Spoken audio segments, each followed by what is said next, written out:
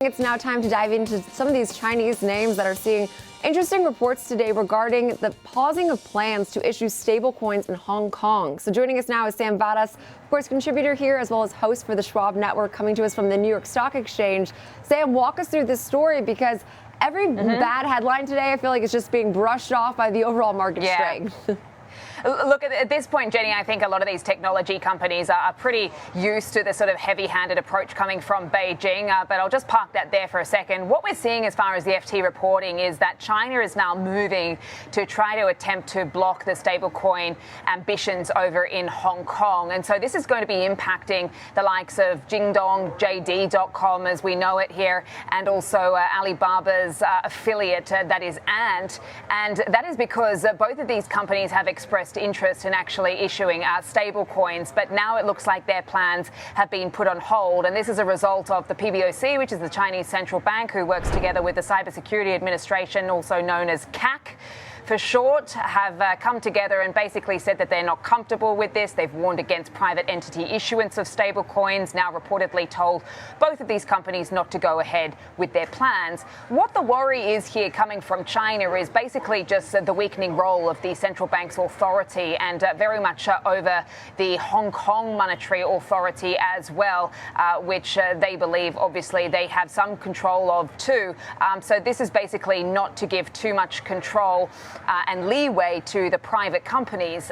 So basically, China appears to be nervous about, cryptocurrencies as a whole. Very much they are worried about speculation. They're worried about things like fraud. They've never been a big fan of cryptocurrencies. To be quite frank, they are worried about financial stability. Financial stability is key to social stability in China, and social business stability is key to the Chinese Communist Party. So you make the link here. So basically what has happened is over in Hong Kong over the summer, it was actually August the 1st, they came out with a stablecoin bill.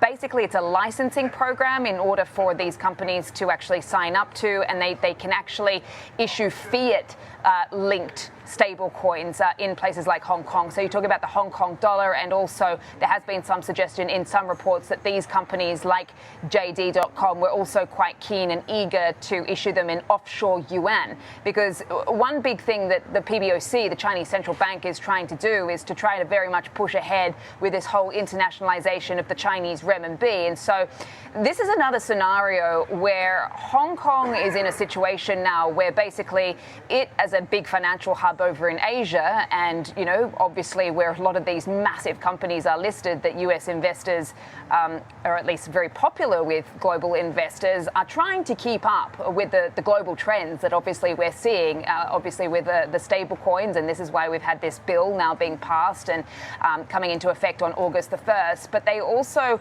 having to align themselves very much with the way that Beijing sees the world, and we've seen this time and time again. And so obviously we've seen JD and Baba's affiliate Ant Group being affected by this, but not so much in the price action today. I mean, up 2.5%. There could be some other things going on here. We had some okay-ish data out of China last night, and we've also got a huge Communist Party gathering of the Chinese leadership right now, where they're going to actually be hammering out a 5-year plan for how they see things going forward, and part of that is clearly going to be about technology and this whole self-reliance push. But look, this is a very interesting story, and they might actually, as far as the public interpret this, just another example of Beijing sort of creeping control over, the city-state, which is Hong Kong, which we have seen previously, guys. But, they do want to reduce the perception that these private companies are basically, trying to get around these strict rules that they have over on the mainland when it comes to Hong Kong.